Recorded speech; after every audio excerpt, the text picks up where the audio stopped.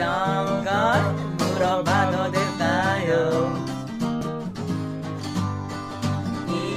이런 걸 물어봐도 될까요?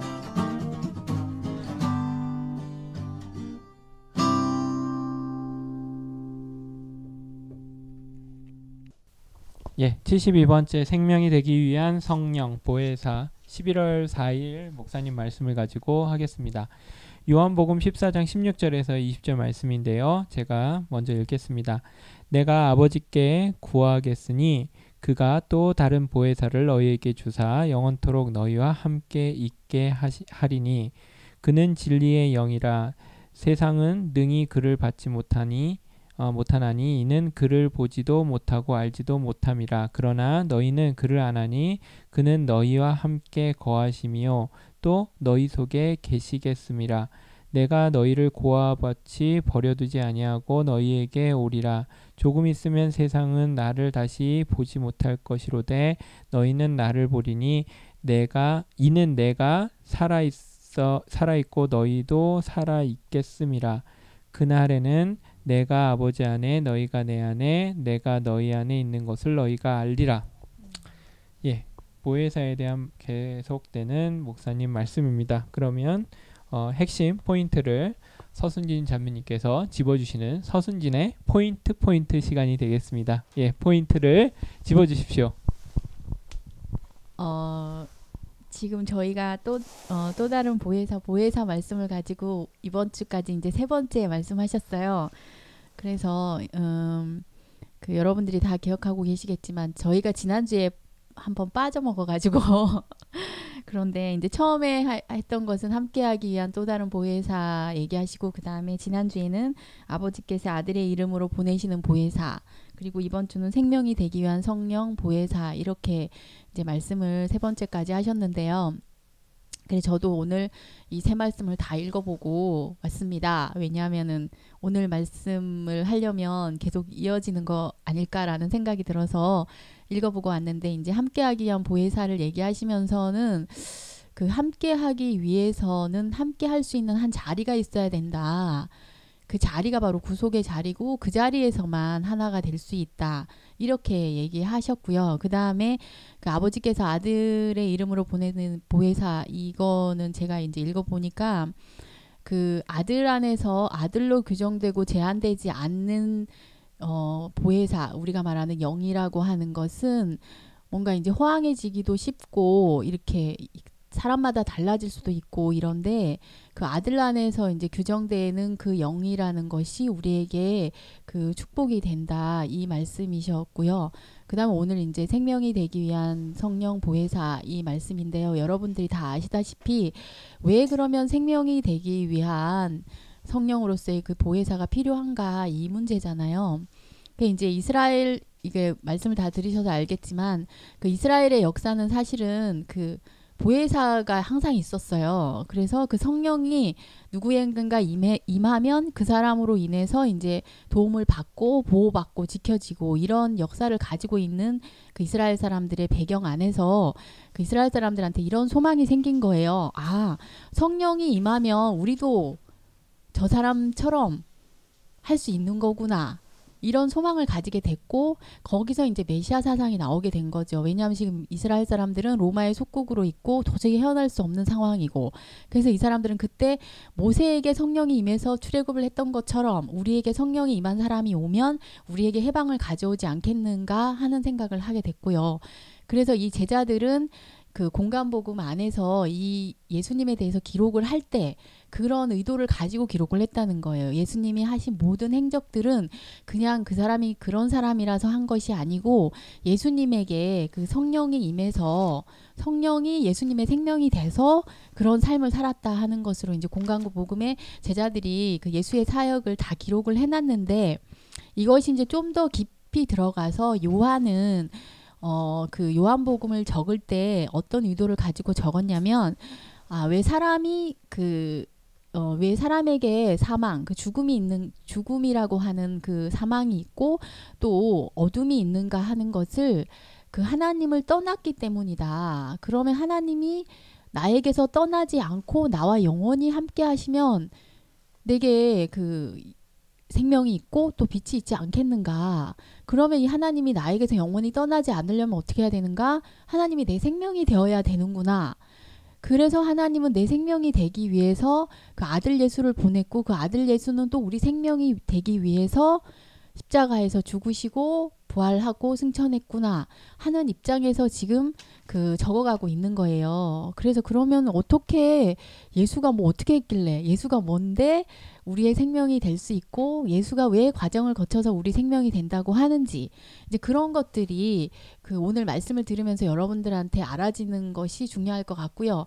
그 다음에 이제 우리가 분명히 알고 있는 것처럼 예수는 이미 이 사역을 완전히 끝냈기 때문에 하나님 보좌 우편에 앉아 계신다라고 얘기하는데 이 완전히 끝난 사역을 왜 모든 사람이 누리지 못하는가 또 어떤 사람은 누리다가 또 실족하게 되는가 하는 것들을 이제 마지막 말미에서 그것은 왜 그런가 하면 처음부터 속이는 자가 있어서 그렇다. 우리가 그것을 누리고 싶었지만 그거를 누리지 못하게 속이는 자가 있었고 인생은 연약하기 때문에 속이는 자가 나보다 더 크기 때문에 속을 수밖에 없고 그런데 우리에게 소망이 되는 것은 무엇이냐면 그 속이는 자를 능히 이기고 우리에게 인생의 진면목을 밝혀주신 분이 있기 때문에 우리에게 소망이 있는 거죠. 그래서 저는 오늘 이 말씀을 들으면서 야 정말 어떻게 이 우리 앞에서 하늘은 하늘대로 청명하게 밝혀내시고 땅은 땅대로 확실하게 땅을 살려내시고 그리고 그 하늘과 땅이 연합되어서 이루어지는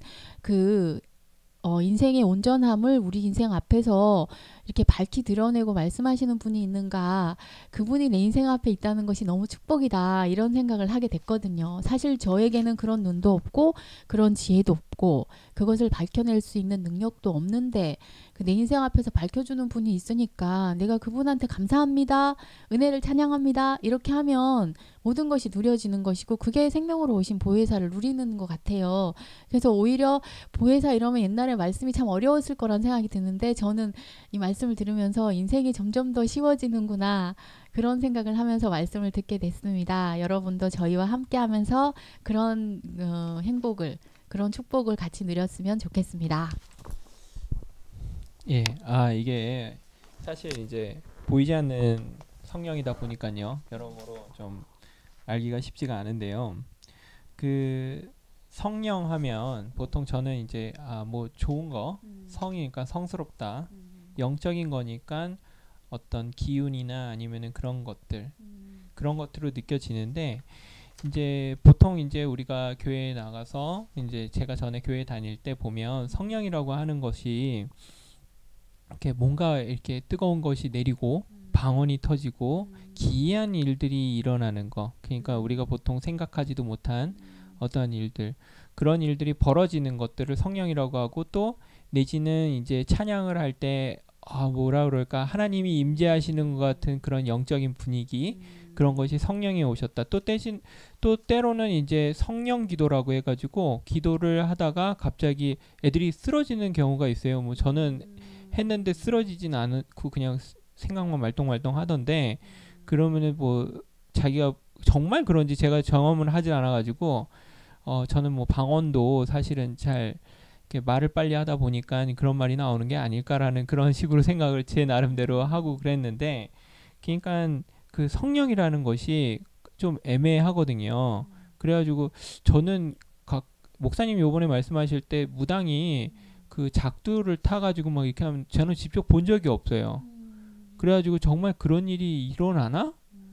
그리고 저도 이제 전 보러 가서 애기 뭐 목소리 내고 뭐 이런 거는 영화에서나 볼지 뭐 실제로 그런 일이 있는가? 그것도 잘 귀신적인 거를 제가 많이 겪어본 적이 없어가지고 그러니까 그런 영적인 거 그런 것들에 대해서 목사님이 이제 아들로 제한되어야 된다라는 얘기를 하시면서 그거에 대해서 굉장히 강조를 하셨는데 한번 그거에 대해서 우리가 헷갈리지 않도록 성령의 은사를 성령이 하시는 일을 헷갈리지 않을 수 있는 방법을 좀 설명해 주셨으면 좋겠습니다.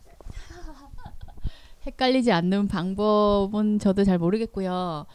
저도 이제 이 목사님 말씀을 듣기 전에는 이것이 뭐 그냥 교회에서 일어나는 일은 하나님이 하시는 일이고 교회 밖에서 일어나는 일은 귀신이 하는 것이고 이렇게 아주 굉장히 단순하게 생각을 하고 이렇게 살았거든요. 근데 이제 여러분들이 다 알고 계시겠지만 이제 저희 신랑이 목회를 할 때 이런 어떤 뭐랄까 신령한 은사 이런 부분에 좀 능력이 좀 탁월했던 것 같아요. 그래서 이제 좀 전에 얘기하셨던 뭐 성령 기도인가 해가지고 사람이 쓰러지고 하는 일들이 이제 일어나게 됐는데 그때 이제 제가 근무하던 병원에 단학 수련인가 뭐 그런 게 들어왔어요. 근데 그 사람들이 하는 게 또 그렇게 하더라고요. 이렇게. 예, 막 사람이 쓰러지고 뭐 이렇게 이상한 일이 일어나길래 제가 그거를 이제 이상하다 그러니까 사람이 일어나는 반응이 똑같아요. 근데 이제 이 단학을 수련한 사람들은 그 수련을 했기 때문에 정상적인 이렇게 코스를 밟아서 그런 사람들이 그런 반응을 일으킬 때 그거를 통제할 수 있는 능력이 있대요. 근데 이제 저희 신랑 같은 경우에는 그런 게 아니고 자기한테 어떤 다른 뭐가 와서 하는 것이니까 쓰러지고 나면 그 사람이 그냥 쓰러진 걸로 그 다음에 어떻게 해야 될지 모르겠다고 하더라고요. 그걸로 좀 두려움을 느끼기 시작했고 그래서 제가 이제 그걸 보고 얘기를 하면서 그만두는 게 좋겠다. 왜냐하면은 대책이 없는데 사람은 쓰러지고 그러면 곤란하잖아요. 응급실에 데려갈 수도 없는 거고 가서 뭐라고 하겠어요. 이 사람 왜 이렇게 됐습니까 하면 뭐 그런 성령 체험하다 이렇게 됐다. 이 말이 안 되고 상식이 안 맞잖아요. 그래서 이제 그 후로 저희 신랑도 그만두게 되더라고요. 왜냐하면 두렵기도 하대요. 그런 게 사용되는 게. 그러니까 이런 것들이 이제 그러니까 비상식적인 거잖아요. 이렇게. 근데 사람들은 그런 것들이 오면 왠지 성령이 임했다고 생각하기 때문에 그런 걸 받고 싶어 하고 그렇게 살고 싶어 하고 이런 욕망들이 이렇게 발동이 되는 것 같아요. 근데 우리가 알고 있는 이 성령, 보혜사 성령이라고 하는 것은 지난 시간에도 우리가 분명하게 얘기했지만 그 아들, 그러니까 예수 그리스도의 삶이 왜 그렇게 살게 됐는가? 그것은 그 성령이 임해서 그렇다라는 거죠. 그러니까 그래서 그 사람이 그렇게 살게 되었으니까 그 영하고 이 귀신스러운 영하고는 분명히 다르다는 거예요. 이것이 이제 구별이 되지 않으면 우리도 뭐가 다르지? 이렇게 되면 그냥 무조건 뜨거워지거나 아니면 어떤 내가 영적인 능력을 발휘하거나 뭐 이렇게 되면 무조건 성령이 왔다라고 하게 되고 그런 걸 추구하게 되고 그러면 이제 뭐 더 뜨거운 데가 있으면 글로 가야 되고 더 뭐 잘하는 데가 있으면 글로 가야 되고 이런 일이 생긴다는 거예요. 그런데 우리가 지금 알고 있는 이 보혜사는 그것이 아니고 분명히 인생인데 불구하고 하나님의 영광이 드러나는 그것이 무엇이냐. 그것을 이제 알지 않으면 우리도 다 그냥 귀신스럽고 신령스러운 사람으로 갈 수밖에 없는 거죠. 분명히 인생인데 그 하나님의 영광을 드러내는 사람이 있다는 거예요. 그 사람을 우리가 받고 또 그 사람이 그렇게 살았다면 나도 똑같은 인생이니까 그 사람이 산 것처럼 내가 살게 된다. 이것이 이제 우리 안에서 확신되는 보혜사 성령의 임재라는 거죠. 좀 제가 말을 하는데 설명이 잘 될는지는 모르겠는데 이제 저 안에서는 이게 너무 확실한 거예요. 아, 이것이 옛날에 내가 추구하려고 했던 방언을 한다든지 어떤 하늘에서 내려오는 어떤 영을 받는다든지 그런 것이 아니고 그 내 안에서 어떤 인생의 본연의 위치와 인생의 목적과 이런 것들이 확실해지는 건데 저는 이제 제가 이전에 알 수 없었던 삶을 살게 되는 것이니까 이것을 보고 이제 그 살게 하는 원동력을 보고 부혜사라고 하게 되는 거죠. 예, 말씀을 들으면서 갑자기 이제 목사님이 불교에 대한 얘기를 하셨는데 불교와 기독교의 가장 큰 차이점은 불교는 그 모든 것이 나 안에 있다. 내 안에 잘못이 있다. 아까 전에 저도 이제 요즘에 법륜 스님 그 증문즉서를 제가 열심히 듣고 있는데 듣다 보면은 이제 한 가지가 늘 언제나 그 상담을 받을 때 그 법륜 스님이 하시는 말씀은 그 당신이 문제다. 당신이 문제입니다. 이렇게 얘기를 하더라고요. 늘.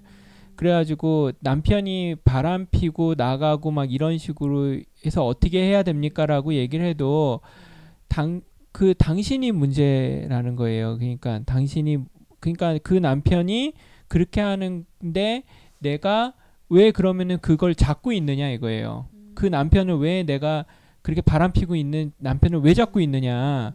내가 그거를 놓지 못하는 거는 당신 이유 때문에 놓지 못하는 거지. 당신이 그렇지 않으면은 못 살겠다면은 그냥 아유 그동안 즐거웠습니다. 안녕히 가십시오 하고 헤어지는 거고. 당신이 지금 괴로운 거는 자기가 그 뭐가 있으니까 그걸 잡고 있으니까 그게 괴로운 거 아니냐. 그러니까 당신 문제지 그게 남편이 바람핀 게 문제라고가 아니다. 이런 식으로 얘기를 하시거든요. 그러니까 늘 언제나 이제 당신이 문제다라는 거에서 출발을 해요. 표면적으로 저 상대방이 잘못한 것 같은데 이런 것도. 그러니까 이제 그 목사님 말씀대로 불교의 중심은 내 자신의 문제가 있다. 그런데 성경은 그 목사님 말씀대로 너가 잘못된 것이 아니라 너를 그렇게 한 어떠한 존재가 있다. 그것을 우리가 이제 마귀나 사탄이라고 이야기를 하겠죠. 그러니까 그런 존재가 있어서 네가 그렇게 된 것이다. 그러니까 안 좋은 일이 있었을 때는 그렇게 얘기하는 거죠. 그런데 제가 얘기를 들으면서 목사님 또 말씀 중에 계속 이제 핵심 사항이 사람은 흙이다라는 거죠. 그러니까 아무것도 아닌 흙이다. 무엇이 오느냐에 따라서 콩밭이 되기도 하고 팥밭이 되기도 하는 또 벼밭이 되기도 하는 그런 흙이다라는 얘기가 이제 중심 그 사상인데 중심 생각이신데 그러니까 결국은 좋은 것이 이제 결국은 어떠한 것이 있는데 하나님 그러니까 나쁜 일이 일어났을 때 그거는 누군가 사탄이 마귀가 가라지를 심어놔서 그런 일이 벌어진 거라고 이야기를 했던 것처럼 또한 어떠한 교회 안에서 우리가 봤을 때 와 정말 이것은 하나님께서 하신 일이구나라고 생각을 했을 때 그것은 성령이 이끌어서 그렇게 됐구나라고 우리가 왜냐하면 우리는 흙이니까 그런 어떤 상태로 그렇게 해석할 수 있는 어떠한 것이 아닐까라는 그런 생각도 드는데 그 점에 대해서는 어떻게 생각하세요? 제가 잘못 생각하고 있는 건가요? 글쎄 어떤 이제 근본적인 문제를 어디서 찾아가느냐 하는 것은 중요한 거 맞는 것 같아요. 그러니까 이제 법륜스님 같은 경우에는 그 모든 인생의 문제가 내 안에 있기 때문에 내 안에서 문제가 없어지면 아무 문제가 없다 이렇게 보시는 것 같은데 사실은 우리 안에 발생되는 모든 문제들은 그 내 안에 있는 문제일 수도 있지만 밖에서 끊임없이 뭔가가 들어오기 때문에 생기는 거거든요. 호수에 돌이 안 던져지면 호수는 영원히 고요해요. 근데 어느 날 돌이 던져지면 호수에 물이 일렁이는 거거든요.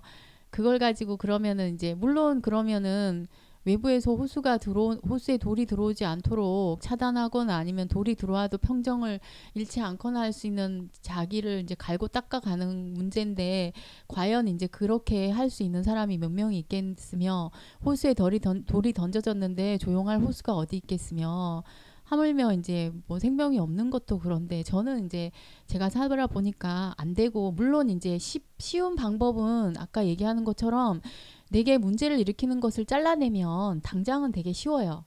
그런데 그렇다고 다 잘라내면 내게 오는 모든 사람을 다 잘라낸다면 나는 그냥 정말로 혼자 절에 가서 혼자 살아야 되는 게 맞는 거죠. 근데 우리는 절에 가서 살 것이 아니고 사람하고 함께 살아야 되는 것이 인생이고 또 사회적 동물이니까 사람은 영원히 사람하고 살게 돼 있어요. 아무리 내가 어느 정도 차단하고 산다 하더라도. 그러면 이제 같이 살 수 있는 사람이 되는 것이 중요한 것이지 내가 내 문제 일으키는 모든 사람을 차단하고 산다. 저도 처음에는 그렇게 살아보려고 해서 해봤는데 그게 차단된다고 되지는 것도 아니고요. 또 이제 결혼을 했다. 남편이 바람을 피웠다. 근데 애는 이미 낳아졌다. 그럼 남편은 잘라냈다. 뭐 이혼을 한다든지 어떻게 해서 애는 영원히 내 옆에 있잖아요. 애까지 잘라낸다. 아이고 그거 잘라질 것 같지만 사실은요 안 잘라지는 거거든요. 그렇더라고. 그러니까 다 있는데도 불구하고 내가 인생이 다른 자리에서 보면 이게 행복할 수 있는 그것을 이제 발견해야 되는 것이지. 그래서 이게 이제 우리가 무엇이 밖에서 공급되는 거에 따라서 달라진다 하는 이유는 우리에게 이제 그 행복할 수 없게끔 하는 어떤 것이 들어와서 우리 인생을 불행하게 했다면 우리 인생에게 무엇이 와도 행복하게 할 수 있는 것이 들어온다면 또 행복하게 살 수 있는 거예요. 저는 이제 그게 제 인생 안에서 너무 명확하게 경험이 되어지니까 이게 나를 갈고 닦아서 될 일이 아니고 내게 이제 다른 것이 와야 되는 것이구나. 이렇게 이제 체험이 되어지면서 그 방법이 제일 쉽더라고요. 이상하게 다른 것이 더 쉬울 것 같은데 그 방법이 너무 쉬웠고 지금 그래서 이 오늘 말씀하시는 것도 생명이 되기 위한 성령 보혜사 이것도 우리에게 다른 생명이 오면 그 다른 생명이 오면 다른 삶을 살게 된다는 거죠. 예수님의 인생이 왜 우리와 전혀 달랐는가?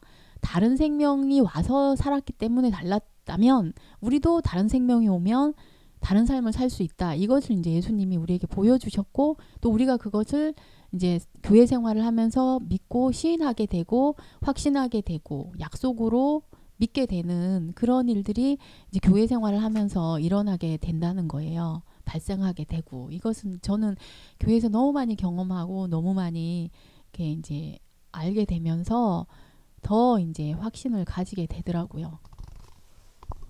그러니까 이제 제가 아까 전에 말씀드린 거는 이제 그 성령의 문제를 그 어떤 뜨겁고 무엇인가 우리가 잘 모르니까 사실은 이게 보이는 거면 뭐 이게 성령이다 그러면 뭐 이거를 보고선 이렇게 얘기하면 되는데 보이지가 않으니까 지금 계속 이야기를 하고 있는데 성령이라고 하는 것이 우리 안에 우리가 어떤 것을 봤을 때 그것에 대해서 아 성령님이 하셨구나 하나님이 하셨구나 성령님이 함께 하셨구나라고 그러니까 그 뭐라 그럴까 우리가 어떤 교제나 아니면 어떤 것을 하면서 이게 하나님의 어떤 하나님 하시는 일이구나 이런 걸 느낄 때 이제 그것이 성령님이 인도를 하셨구나라고 해석하는 부분이 아닐까 요거에 대해서 한번 물어봤던 거고요.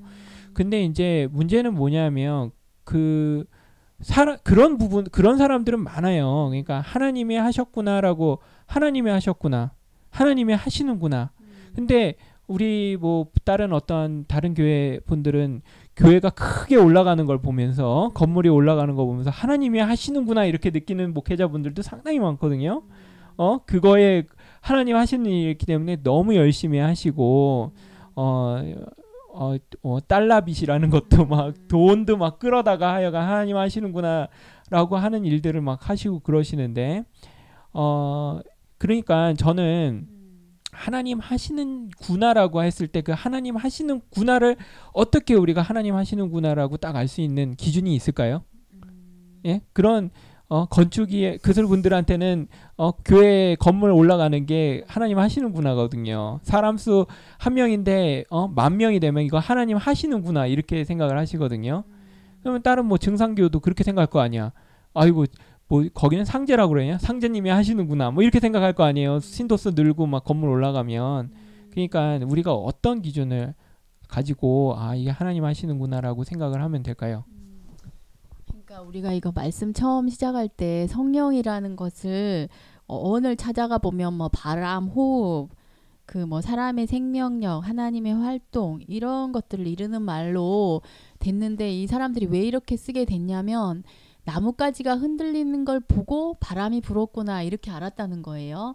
마찬가지로 그러면 그 성령이 하셨구나 하는 것을 어떻게 알 수 있는가 하면 그 나타난 어떤 현상이나 결과를 보고 알 수 있다는 얘기잖아요. 그 바람이 불은 나뭇가지가 흔들리는 걸 보고 바람이 불었구나 알 수 있는 것처럼 그러면 이제 그 관점에서 봤을 때 건물이 올라간다든지 뭐 아니면 뭐 사람 수가 늘어난다든지 하는 것들은 꼭 성령님이 하지 않아도 할 수 있어요. 맞죠? 네, 뭐 싸이도 사람 모을 수 있고요. 건물 잘 짓는 거는 뭐 꼭 기독교 아니더라도 할 수 있고요. 그거 하나님 아니라도 충분히 할 수 있는 거거든요. 그런데 가장 중요한 거는 사람을 바꿀 수 있냐는 거죠. 사람의 생명을 바꿔서 다른 삶을 살게 하는 것을 가능하게 할 수 있냐는 거죠.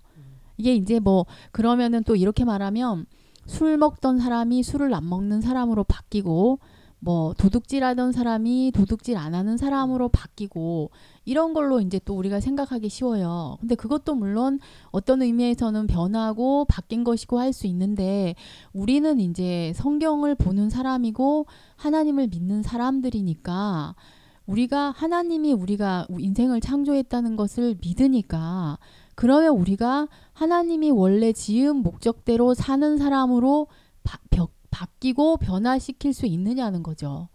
왜냐하면 예수님의 일생을 봤을 때 제자들이 왜 이제 예수님을 따르게 됐는가?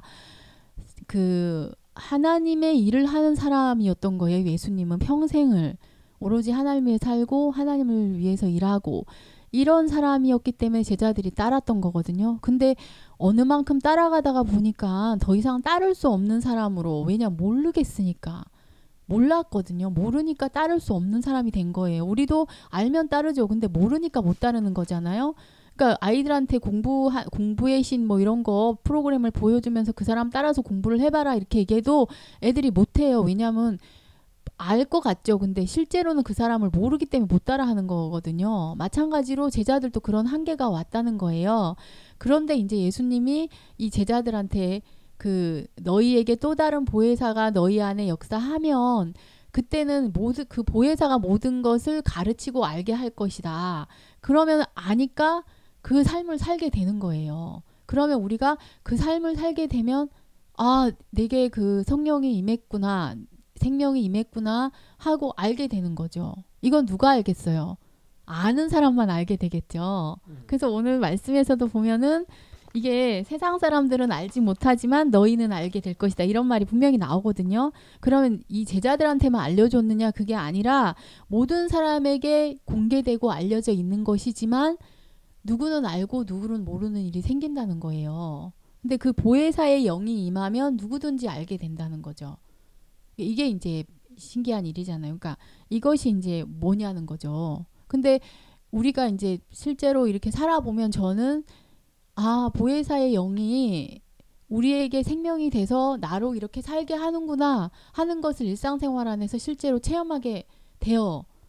내가 사는 것이 아니고 나는 이렇게 살 수 없는 사람이고 나는 나밖에 모르는 사람이고 오로지 나를 위해서 사는 사람이고 내 중심적인 사람이고 이런데 그냥 나는 말씀을 들었고 말씀을 좋아하는 사람들과 함께 산 것밖에 없는데 그 다른 삶을 살게 된다는 거죠. 그러니까 이것은 꼭 바람이 불었는지는 모르겠지만 나뭇가지가 흔들린 걸 보니까 아, 바람이 불었구나 라고 아는 것처럼 내가 다른 삶을 살게 되는 걸 보니까 아, 내게 그 영이 임했구나 라고 알게 되는 거죠. 이렇게 아는 거 말고는 알 수 있는 방법이 없는 거예요. 하나님도 마찬가지 우리가 알 수 없거든요. 그런데 옛날에는 이제 뭐 구름과 불과 뭐 천사들과 이런 걸로 알았지만 지금은 사람을 통해서 하나님을 알 수 있는 것과 마찬가지로 이제 이렇게 되는 거죠. 그러니까 어떻게 보면 참 쉬운데 어떻게 보면 어렵다고 하는 이유가 그 이유인 것 같아요.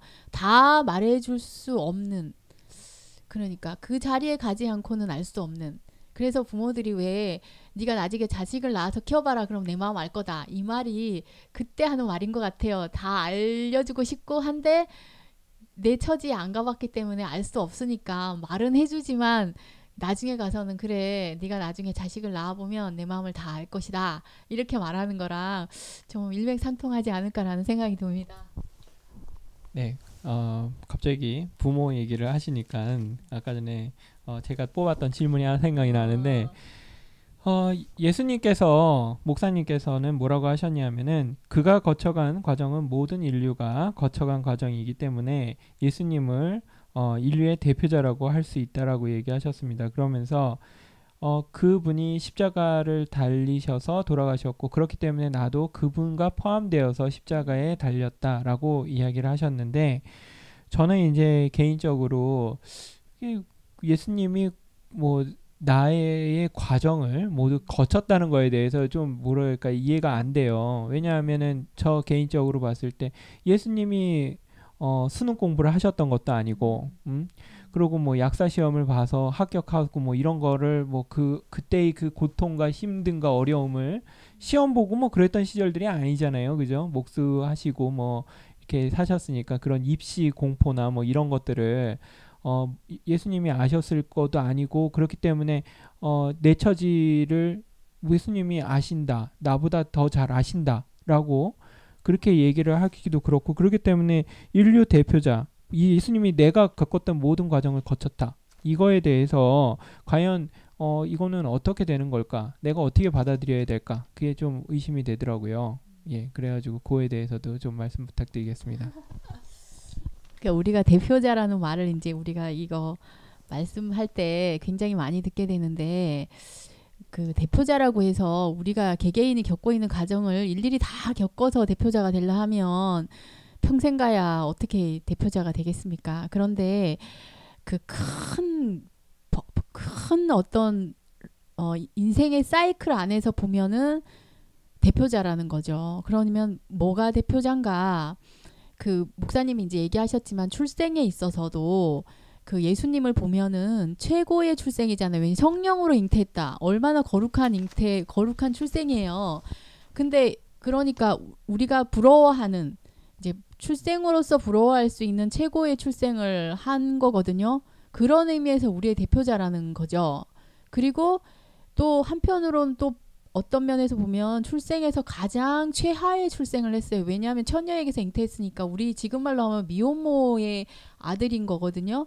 그러면 미혼모의 아들은 또 우리가 제일 출생하지 않았으면 하는 그런 출생이거든요.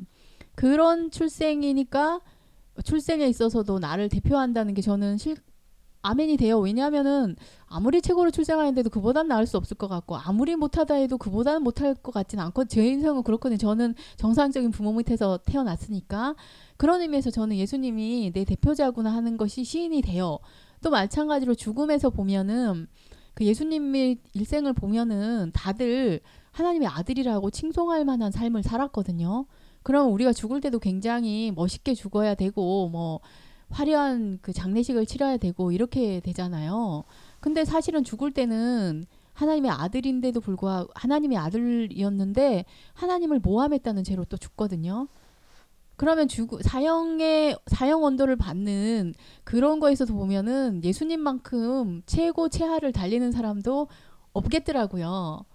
그렇게 봤을 때 저는 제 인생이 이렇게 사라지는 것은 그 예수님이 그어놓은 그 이렇게 한계의 선 있잖아요. 최상과 최하의 한계의 그 범주에서 저는 그냥 평점 이하의 삶을 사는 그냥 평범한 사람에 불과한 거예요.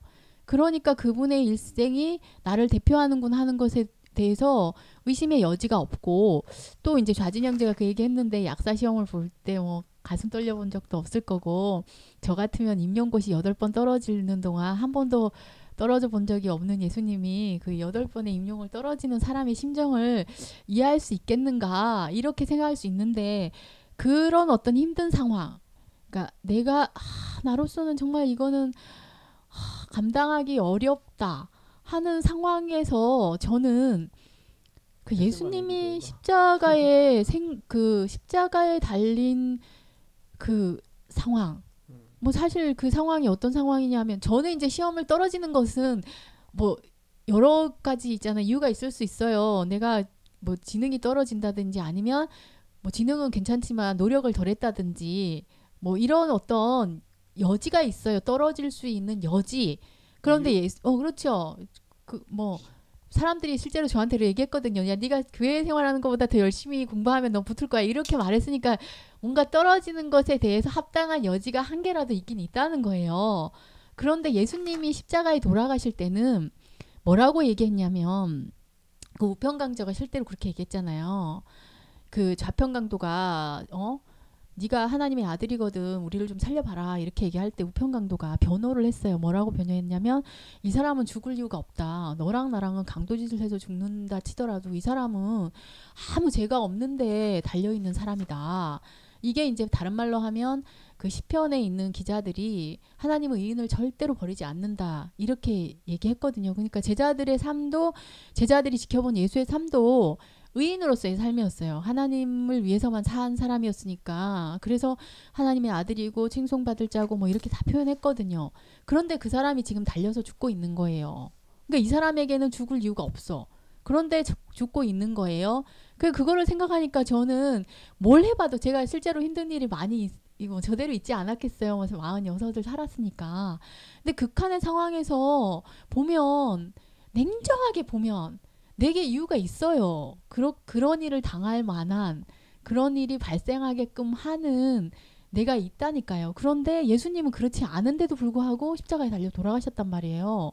그러니까 거기서 제가 힘들지만 더 이상 핑계 댈 수 있는 게 없더라고요. 근데 그것이 나를 힘들게 하는 것이 아니고 그 힘든 일을 넘어가게 하더라고요. 제가 실제로 최근에 이제 저희 작은 아들 때문에 많이 힘들었는데 실제로 힘들어요. 막 피할 수 있으면 피하고 싶고 도망가고 싶고 없었으면 좋겠다는 생각할 때도 있고 그런데 그런 상황에서 다른 편으로 딱 생각을 해보면 항상 그때 이제 예수님을 생각해 보면 나는 있잖아요. 뭐 억울하다 할 것도 없고 왜 그러냐 할 것도 없더라고요. 실제로 저희 아들이 저렇게 된 거에는 제가 이제 아들을 더 성실하게 이렇게 보호하고 지키지 못한 그런 부분들도 있기 때문에 저한테 원인이 분명히 있어서 발생하는 거거든요. 그렇기 때문에 여기에는 항상 뭐 송사의 그것도 있고 또 제 나름대로 뭐 억울한 부분도 없잖아 있지만 받아들일 수밖에 없는 부분이 또 있거든요. 그런데 예수의 일생을 보면은 전혀 그렇지 않은데도 불구하고 십자가에서 죽어서 죽었거든요. 그걸 생각해 보니까 저는 그 자리에서 다 뭐 저를 힘들게 하던 것들에서 이렇게 자유롭게 되고 해방이 되더라고요. 그래서 저는 이제 이런 것이 여러 번 반복될 때마다 예수님은 정말 나를 대표하신 게 맞나 보다. 그 안에 내가 안 포함될 게 하나도 없구나 하게 되고 거기서 제가 안식을 누리게 되고 그렇게 되더라고요. 그래서 저는 예수님이 제 인생의 대표자라는 게 너무 분명해요. 나처럼 애를 안 낳았고 남편하고 과정을 안 겪었지만 그 과정들은 사실 예수님이 겪은 과정에 비하면 세발의 피에 불과하구나 이렇게 인식이 되니까 대표자가 맞죠. 예, 네, 아주 좋은 얘기 감사합니다. 그 보혜사 성령님을 얘기할 때 갑자기 이제 목사님 이제 변호자 얘기를 하셨는데 그 갑자기 그 얘기 들으니까 그 가스펠 중에 나의 구원자, 나의 뭐 변호자 뭐 그런 거 있지 않나요? 가장 귀한 나의 예수님 찬양합니다. 나의 피로자 나의 피로자 뭐 하여간 그런 노래가 갑자기 생각났어요. 그 변호자 그러니까 옆에서 그 예수님이 우편에 앉아 계셔서 그 위에서 변호하시겠다라는 얘기도 있고 또 보혜사 성령님이 변호하신다라는 얘기도 어디서 저도 본 것 같긴 한데 그 변호에 대해서 좀 한번 좀 생각을 해봤으면 좋겠습니다. 그러니까 사실 우리 인생에 있어서 목사님이 괴로운 것은 본인이 옆에서 송사하는 자가 있어서 변호를 한다. 그러니까 괴로워한다 이런 얘기를 하셨거든요. 그러니까 이제 갑자기 무슨 생각이 나냐면은 그 무슬림 쪽에서는 그 오른쪽에 사람마다 두 개의 어떤 영이 있답니다.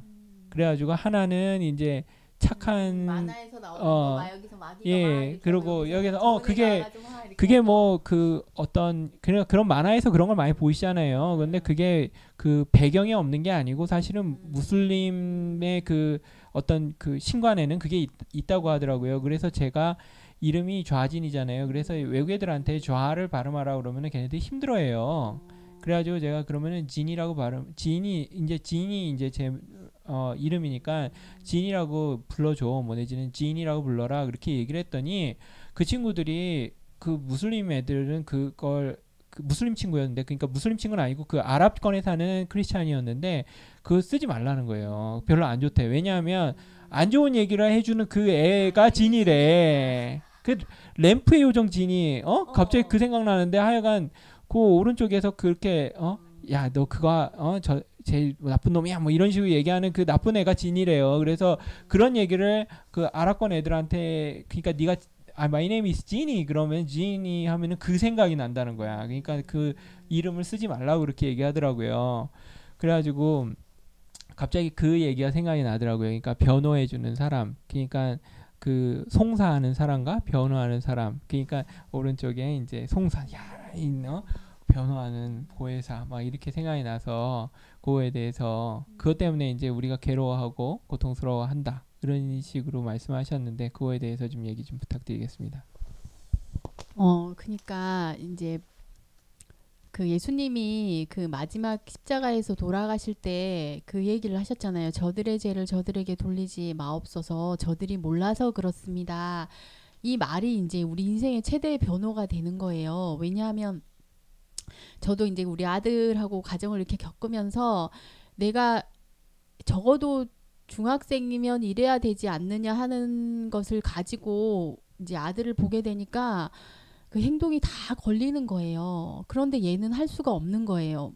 그러니까 이미 자기에게 어떤 다른 생각이 들어와서 중학생이어도 학교를 안 갈 수 있고 중학생이어도 자기 마음대로 할 수 있고 이런 어떤 생각들이 들어와 버리니까 학교도 제대로 뭐 아침에 안 가고 이런 방송에 나가면 안 되는데 이제 이런 일들이 생겨나는데 처음에는 그걸 제가 막 율법의 잣대로 제고하니까 나도 괴롭고 이제 아들도 괴롭고 그런데 제가 이제 보니까 자기로서 할 수 없는 거더라고요. 그러니까 할 수 있으면은 그렇게 안 하겠죠, 자기도. 근데 엄마가 그것 때문에 너무 괴로움에도 불구하고 자기로서는 할 수 없는 어떤 것이 있다는 게 제가 알아지면서 그 다음에는 이제 제가 다른 마음으로 이제 대하게 되더라고요.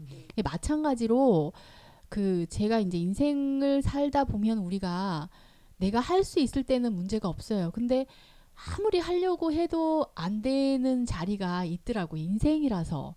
그리고 또 어떻게 사람이 그럴 수가 있느냐. 우리가 어떤 행위를 보면 그렇게 말할 수 있는데 그것이 이제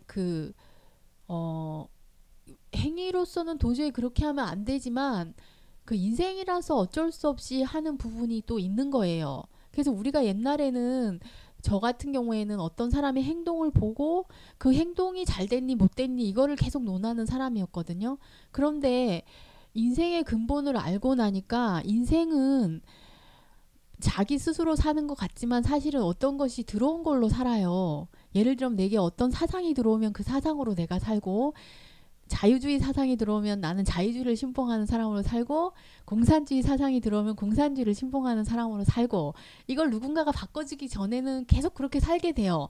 또 뭐 제 인생에도 그러니까 저희 아들에게도 다른 삶 그러니까 다른 학생들은 그렇게 살지 않는다는 것이 들어오기 전에는 자기가 사는 게 정상인 줄 알고 살게 되는 거예요. 그러니까 어쩔 수 없는 그것을 이제 예수님이 인생으로서 대변하고 있는 거죠. 십자가에서 자기가 죽으면서도 불구하고 그 인생들이 몰라서 그렇게 살고 있는 것이지 정말로 안다면 그렇게 살지 않는다 하고 인생을 변호하고 있는 거예요. 근데 이것에 대해서 그 전에 우리는 어떤 말을 들었냐면 네 잘못이다, 네 잘못이다 이렇게 계속 들어왔는 거예요. 그런데 오늘 말로 하면 네 잘못이 아니고 너를 그렇게 하는 자가 있고 너를 이렇게 만든 자가 있다. 그 사람이 그 자가 너를 계속 송사하고 있기 때문에 그렇지 너는 문제가 없다. 이렇게 보고 있는 분이 있어서 우리 인생이 변호가 되는 거예요. 딱 어떤 사람이 잘못했는데 계속 네 잘못이 내려서 대책은 없잖아요. 그래 나 잘못 있는 건 알아. 그런데 대책이 없는 지적은 아무 의미가 없더라고요. 실제로 살아보면. 그런데 네 잘못이 아니다라고 하는 이분은 자기 안에 대책이 있는 거예요. 네가 그렇게 살지 않을 수 있는 대책을 가지고 네 잘못이 아니다라고 하는 분이 있는 거예요. 이분 안에서 우리는 희망이 생기게 되는 거죠. 만약에 아무 대책도 없이 네 잘못이 아니야, 네 잘못이 아니야라고 말하면 계속 지 맘대로 살게 되는 거잖아요. 근데 내 안에 다른 대책이 있는 거예요. 네한테 다른 생명이 온다면 네가 다른 것을 본다면 다른 삶을 살게 될 건데 하는 마음을 가지고 변화하고 있는 거하고는 차원이 다른 거죠. 그래서 이 차원에서 보면 예수님은 인생이었기 때문에 당신도 배가 고프면 밥을 먹어야 됐고 잠이 오면 잠을 자야 됐고 어떤 두려운 상황이 오면 불안해야 됐고 그래서 두려움에 떨면서 기도를 해야 됐고 이런 인생들이 겪고 있는 모든 과정을 겪으면서 심지어는 죽기까지 하면서 인생을 다 살아보신 분이기 때문에 이분이 하는 말은 우리에게 신뢰가 되는 거죠. 그냥 그러니까 뭐 인생이 아니고 뭐 신이라든지 이런 사람들이 와서 나를 변화한다고 하면 당신이 신이니까 당신은 그렇게 할 수 있어요. 그렇지만 나는 신이 아니고 인간인데 그 말 뭐 당신이 신이니까 그렇게 할 수 있는 거지. 나는 인간인데 어떻게 그 말이 내한테 변호가 됩니까? 이렇게 말할 수 있는데 우리와 똑같은 사람으로 살면서 전혀 다른 삶을 산 사람이 우리 인생을 변호해 주니까 우리가 그 말에서는 희망을 느끼게 되고 소망을 갖게 되는 거죠. 이렇게 변호하시는 분이 저는 너무 안심이 되고 그 인생 안에서 내가 인생인 것이 문제가 없구나 인생은 이렇게 알게 되더라고요. 이것이 참 인생의 변호가 아닐까라는 생각을 합니다.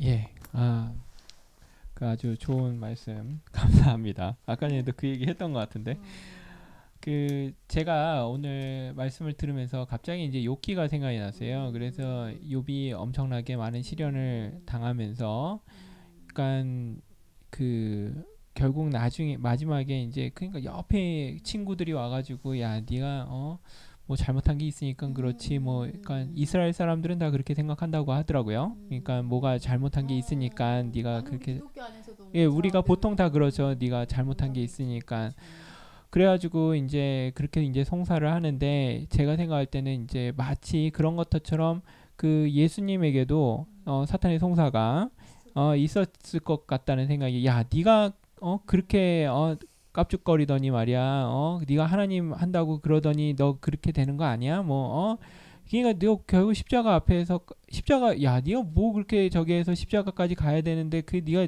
잘한 거 맞아 뭐 그런 식으로 계속 옆에서 송사가 있지 않았을까라는 생각이 들고 그 송사를 그 십자가에서 완전히 끝내시는 그 예수님이 있었구나라는 생각이 듭니다. 그래서 사탄의 송사가 더 이상 예수님 앞에서 모두 무력화가 되는 게 아니었을까 하는 게 생각이 되는데 제가 오늘 또 얘기를 들으면서 이 성령이라고 하는 것에 대해서 결국 우리가 알 수 있는 거는 아닐지 모르겠다 이런 생각이 들어요. 왜냐하면 우리의 생각의 범주를 넘어서는 거기 때문에 그러니까 그 내가 생각 안에서 범주 안에 내가 이해할 수 있다는 거는 내가 그것보다 높은 존재거나 아니면 내가 그것을 뛰어난 존재가 되는 거거든요. 그런데 성령이나 그 마귀나 사탄이나 하나님이나 예수님이나 내가 이렇게 내 범주가 아닌 생각이 들거든요. 그거에 대해서는 내가 그것을 완벽하게 알 수 있다라고 생각하는 것은 하겠다고 또 의도하거나 아니면 하겠다고 하는 것은 그것은 좀 그거는 뭐라 그럴까 자기를 잘 파악하지 못하고 있는 거다. 자기의 수준을 나는 초등학교 수준인데 그 대학교 수준을 이해해야 된다고 대학교 책 피고 있는 거와 마찬가지의 그런 거가 아닐까 그런 생각을 합니다. 그러면 마지막으로 한 말씀 해주시고 그러면 이 방송을 마치도록 하겠습니다. 우리가 생명 얘기할 때 생명은 이제 우리를 살게 하는 것이라고 했잖아요. 그 살게 하는 것이 우리의 실제적인 일상의 삶을 만들어내는 거거든요. 그렇게 봤을 때 예수님의 일상의 삶은 그 어떤 생명으로 인해서 그렇게 사라졌다는 거죠. 그러면 우리에게도 만약에 예수님의 그 삶을 살게 했던 생명이 우리에게 온다면 우리의 삶도 예수님과 똑같은 삶을 살게 될 거예요. 형태는 다르겠죠. 왜냐하면 예수님은 장가 안 가시고 살았고 저는 결혼을 했고 애 둘을 낳고 이제 병원에서 간호사 생활을 하면서 살고 이런 형태는 분명히 다르겠지만 우리를 살게 하는 생명에서는 한 생명일 수 있는 거예요. 그것을 이루시려고 예수님은 십자가로 가셨고 부활 승천하셔서 우리에게 또 다른 형태의 보혜사로 와서 우리와 함께 사는 예수님으로 이렇게 우리 인생에 함께 하시게 된 거거든요. 그래서 그것을 우리가 이제 알게 되는 것이 어떻게 알게 되는가. 생명은 보이지 않는 것이지만 우리를 살게 하는 삶은 우리에게 보여지는 것이니까 이 삶을 우리가 살면서 내가 알 수 없는 삶, 내가 전혀 생각하지 않았던 삶을 살게 되는 거구나. 그냥 나는 애 낳고 밥 먹고 뭐 돈 벌고 그냥 뭐 맛있는 거 먹고 문화생활하고 이렇게 사는 삶이 내 삶의 전부인 줄 알고 살았는데 어느 날 내가 다른 삶을 살게 되는 나를 만나게 되고 보게 되면서 이것은 그전에 내가 알았던 삶이 아닌 다른 삶이구나 할 때 우리는 내게 다른 생명이 왔다는 것을 알게 되는 것이고 이것이 이제 바람이 불면 가지가 흔들리는 것처럼 내게 어떤 다른 생명이 오면 다른 삶을 살게 되는 그것을 이제 우리가 우리로서 체험하고 확신하게 되는 것 같아요. 그것이 이제 또 다른 보혜사로서의 그 성령이고요. 그래서 그 제 인생을 들어서 이렇게 또 다른 보혜사로 우리 인생에 함께 하시는 분을 증거할 수 있다는 것이 너무 그 감사한 일이고 행복한 일이고 참 복된 일이다라는 생각이 들고 여러분들도 그 삶 안에서 항상 하나님의 은혜를 충분히 누리는 그런 사람으로 살기를 영원히 소망합니다. 예, 너무 좋은 시간이었었고요. 그리고 한 주 빼니까 역시 목사님 말씀에 대한 집약도가 떨어지는 것 같아요. 제가 열심히 잘 안 읽고 네, 이번 주 또 목사님 말씀을 읽으면서 더 이제 깊이 있게 또 순진 누나의 순진 자매님의 그 아주 탁월한 해석을 들으면서 정말 너무 좋았다라는 생각이 듭니다. 여러분들도 같은 생각을 하셨을 것 같고요. 다음 주에는 또 왜 그 저번 주에 사실 안 했냐면요. 그러니까 시간적으로 좀 이렇게 스케줄 조정이 잘 안 됐어요. 그래서 안 한 것도 있는데 또 제 마음속에서는 또 그래 뭐 하는 것을 법으로 만드는 것도 안 좋다. 그래 그것도 나의 어떤 아집이지 않을까 막 이런 이상한 좀 생각을 해가지고 그래 뭐 안 하면 안 하는 대로 하면 하는 대로 뭐 그래 바람이 불면 바람 부는 대로 뭐 갑자기 그런 생각이 들어가지고 뭐 굳이 막 시간을 엄청나게 막 내 가지고 심야에 막 하고 막 할 수도 있겠죠. 그렇지만 그렇게 안 하고 그냥 자연스럽게 했습니다. 예, 그러면 다음 주에도 제발 볼 수 있기를 바라고 그러면은 오늘 지금까지 시청해 주셔서 대단히 감사했습니다. 그러면 다음 주에 또 뵙도록 노력하겠습니다. 예. 자.